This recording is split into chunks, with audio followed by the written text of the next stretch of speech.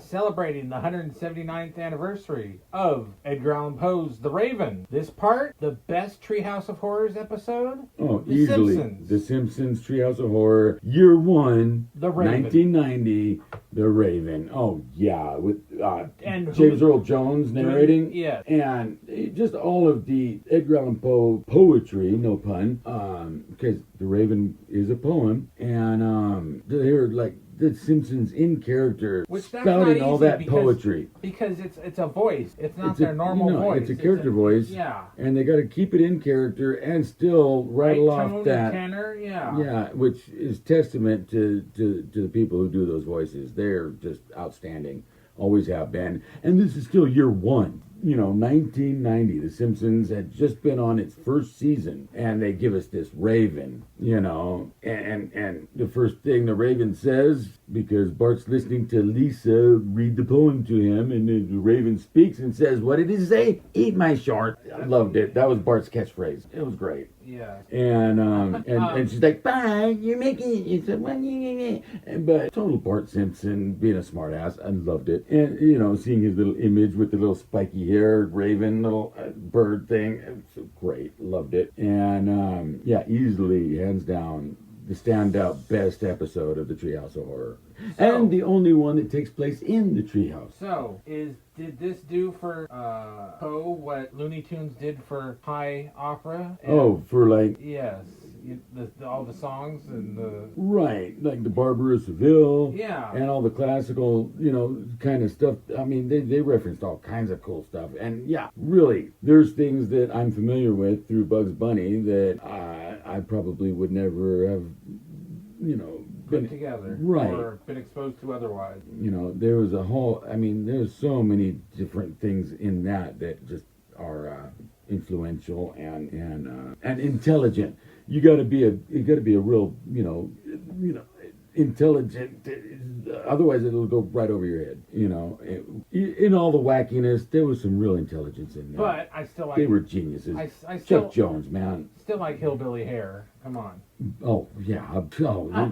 Speaking of lyrics and songs, and oh god, that one was brilliant. Yeah. But so back to that has nothing to do with the Raven, but we'll be we're covering an overview of the Raven in our pop culture. There's a couple movies. There's other references to the Raven. Alan Parsons Project first album was all tales of mystery and imagination by Edgar Allan Poe.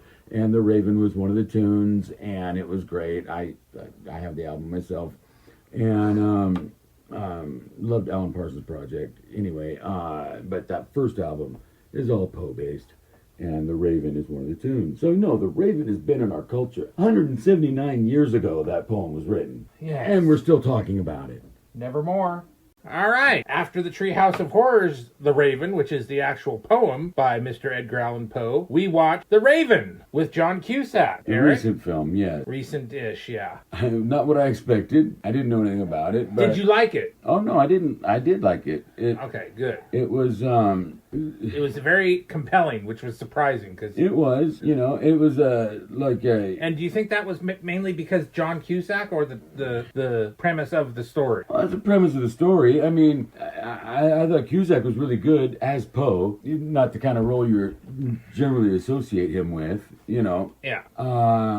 But he did a fine job. And it was just an interesting look at... a theoretical the way he lived his life, because you talked about I mean, talked about how it it's just sort of seemed like to me, well, it was like a fictionalized, dramatized, like murder mystery kind of thing at the end of his life, with somebody actually like staging these killings based on his writings. Wow. And so he felt somewhat responsible, or not, or whatever, but he had to... Well, I thought it was more to get his own ass out of the sling, that he wasn't the one committing the kill. Yeah, to take suspicion off of himself. Yeah. Yes, the killer, yes. And the killer. And it was, I mean, when it all came to full circle, it was really well done. I mean, but Do you think it was a little homoerotic with the main villain? I don't know. He seemed a little potentially. Okay. You know, he might have had a crush on Poe, whatever. Yeah. Who knows? But no, it did kind of remind me a little bit of like Shakespeare in Love in a way. No, I loved your reference that it also reminded you of. And no, I'll get to that. But no, I mean, because that one's even better. But but no, the Shakespeare in Love was kind of like that, where it was a fictionalized story of Shakespeare writing Romeo and Juliet, which was complete bullshit. But it was a very entertaining movie. Very entertaining. I loved Shakespeare in Love, and it was again much like Abraham Lincoln Vampire Killer, you know, which is a great fucking film, and we will be reviewing it. We'll review it next year for Halloweeny, if not before. But no, it's one. No, but I mean, where it takes an actual real historical figure and puts him in this setting that didn't really happen. Yeah, it was surprisingly a very good movie and very entertaining. And yeah, recommend Abe Lincoln Vampire Hunter. But I mean, I'm just comparing it to this, is that I don't think this shit really happened to Poe, but it was something that was a really nicely written and nicely depicted, you know, story of and the end of his life. Feature more than just the Raven as its central. But the Ravens were kind of. But the Raven was throughout, right? But it was interesting because it kind of reminded me of Odin's messengers. There was always like two hanging around, and it was kind of. It's like, all right. I don't know if that was intentional or not. Probably not, but but it was interesting nonetheless. But having it be ravens tied it to the poem, yes. But the Raven movie with Cusack wasn't really like about the poem so much, as it was about Poe himself, him being a drunk lech and being caught up in this this situation where there was things going on that were based on his writings, and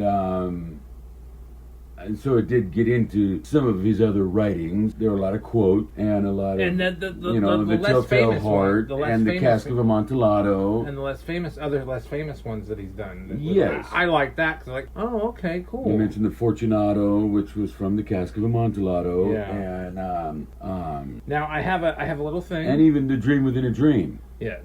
I have a. I mean, there's a whole lot of it.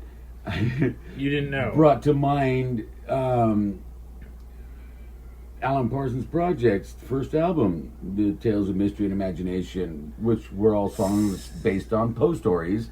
And a lot of the quote in the movie were lyrics from the songs that were used on that album. So nice. It did bring that to mind, for me at least. Alan Parsons Project, jeez. It was their first album. This guy's old. Anyway, so I have a little interesting thing that my sister was talking about, that Ray Bradbury suggests that The Fall of the House of Usher, this is a little off topic, but it's still about Poe, so just roll with it, kids.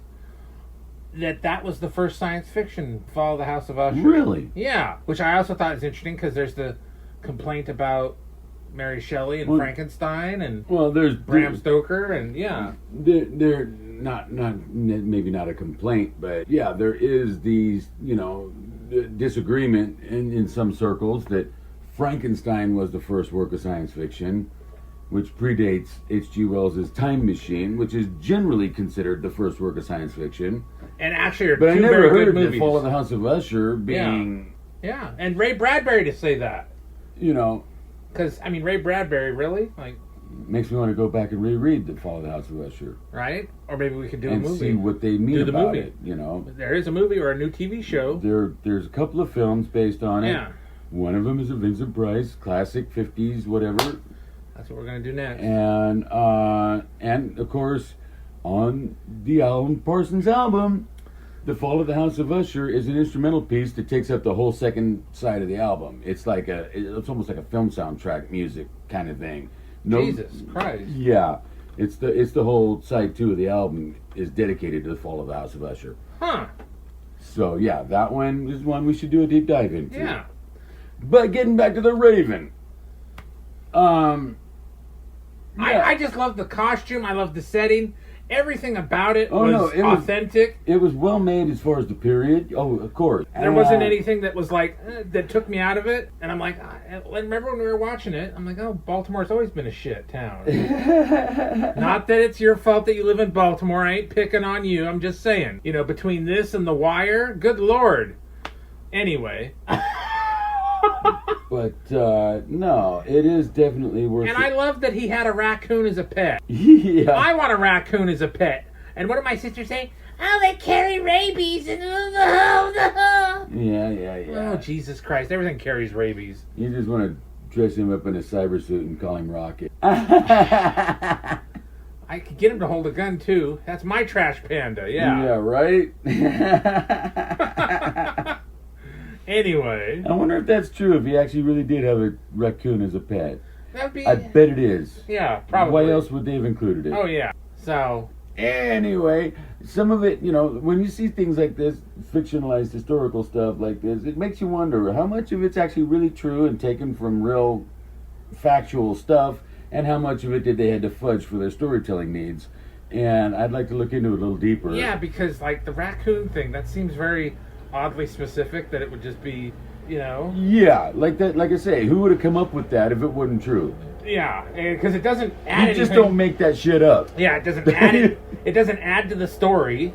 No, but it does. It's just a nice touch. And it enhances that he's not just this lecheristic drunk, like he is sometimes betrayed by his critics, who Well, yeah. always castigated him because they were jealous bitches.